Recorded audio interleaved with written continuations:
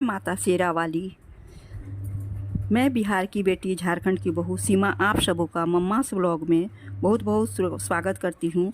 दोस्तों, मैंने इसके पहले आप लोगों की किस दिन नवरात्रि की शुरुआत हो रही है सभी बातें मैंने शेयर किया है। तो नवरात्रि में दुर्गा पूजा के अवसर पर दुर्गा के 9 रूपों की पूजा की जाती है।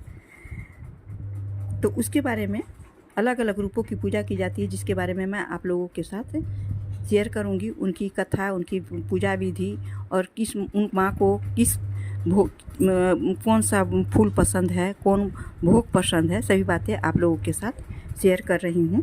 तो आइए जानते हैं। नवरात्रि में दुर्गा पूजा के अवसर पर देवी दुर्गा के 9 रूपों की पूजा उपासना बहुत ही विधि विधान से की जाती है। इन रूपों के पीछे तात्विक अवधारणाओं का, सांस्कृतिक और सामाजिक विकास का जानने के लिए बहुत ही जरूरी है। आइए जानते हैं प्रथम रूप शैलपुत्री के बारे में। माँ दुर्गा को सर्वप्रथम शैलपुत्री के रूप में पूजा जाता है। हिमालय के यहाँ जन्म लेने के कारण उनका नामकरण हुआ शैलपुत्री।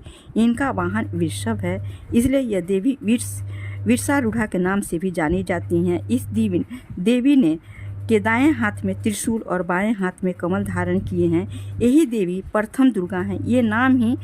इनका नाम ही सती के नाम से भी जानी जाती हैं। इनका नाम शैलपुत्री क्यों पड़ा, कैसे पड़ा, तो आइए जानते हैं।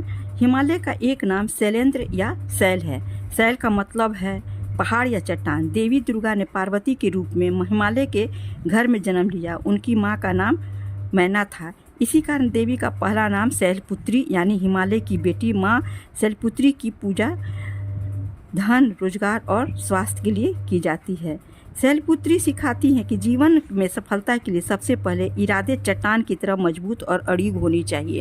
माता शैलपुत्री की बहुत ही मार्मिक, दिल छू लेने वाली एक कहानी भी है, तो उसको भी आप लोगों के साथ मैं शेयर कर रही हूँ। जो पहली बार मेरे ब्लॉग को देख रहे हैं वो इसके बारे में जानकारी पा लेंगे कि इनकी कहानी क्या है।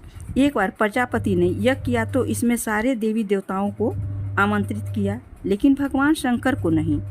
सती यज्ञ में जाने के लिए स्त्री स्वभाव के अनुसार विकल हो उठी अपने पिता के यहाँ घर जाने के लिए। शंकर जी ने उन्हें बहुत ही समझाया। शंकर जी ने कहा कि सारे देवताओं को निमंत्रित किया है, सिर्फ उन्हें नहीं निमंत्रित किया गया है, ऐसे में वहाँ जाना उचित नहीं है। सती का प्रबल आग्रह देखकर शंकर जी ने उन्हें जाने की अनुमति दे दी। सती जब अपने मायके घर पहुँची तो सिर्फ माँ ने उन्हें स्नेह दिया। बहनों की बातों में भी उपहास के भाव और व्यंग्य थे। जहाँ पति का अपमान हो वहाँ पर कैसा लगता है स्त्री को, इस बात को इस कहानी में और इस धार्मिक कहानी में आप लोगों के लिए समझाया गया। भगवान शंकर के प्रति भी उपहास के भाव थे उनकी बहनों के स्वभाव में। इससे सती का बहुत ही क्लेश पहुंचा और उनका दिल मार्मिक हो गया। वे अपने पति का अपमान सह न सकी और यज्ञ की अग्नि में अपने को भस्म कर लिया।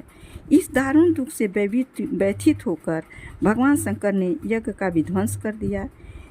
यदि सती अगले जन्म में हिमालय की पुत्री के रूप में जन्म लिया और शैलपुत्री कहलाई।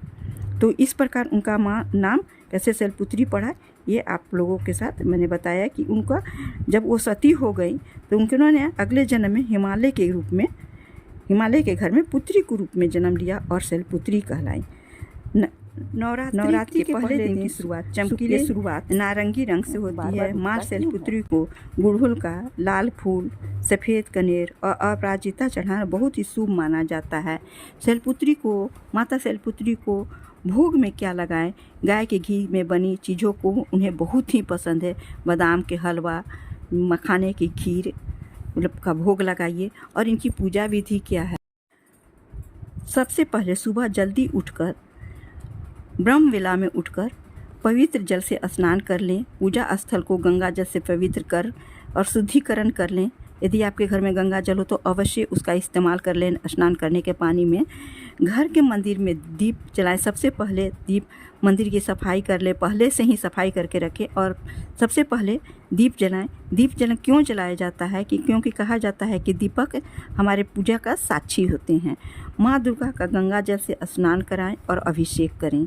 माँ को अक्षत, सिंदूर, लाल फूल, गुड़हल और अपराजिता कनेर के फूल माँ को बहुत ही पसंद है, इसलिए ये फूल यदि आपको मिल जाए तो ज़रूर चढ़ाइए। धूप और दीपक जलाकर दुर्गा चालीसा या दुर्गा सप्तशती का कवच, अर्गला, कीलक का पाठ से शुरुआत करें। यदि आपके पास समय न हो तो आप दुर्गा चालीसा का पाठ अवश्य ही डेली करें और लास्ट में सबसे अंत में आरती में दीप और कपूर से अवश्य करें। माँ को पान, सुपारी और लौंग का भोग अवश्य ही लगाएं डेली, यदि आपसे संभव हो तो डेली चढ़ाएं। माता शैलपुत्री की पूजा रोजगार, नौकरी और स्वास्थ्य के लिए किया जाता है।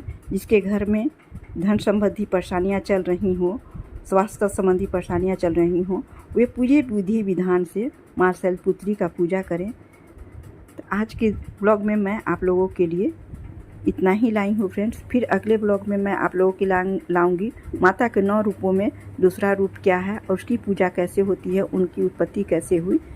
तब तक के लिए आज का ब्लॉग मैं यहीं बंद करती हूँ। Thanks for watching. Please like, share और सब्सक्राइब अवश्य कीजिएगा। जितना हो सके आप इसे ज़्यादा से ज़्यादा शेयर कर सकें, क्योंकि इसकी जानकारी सभी को हो जाए तो बहुत अच्छी बात है। धन्यवाद।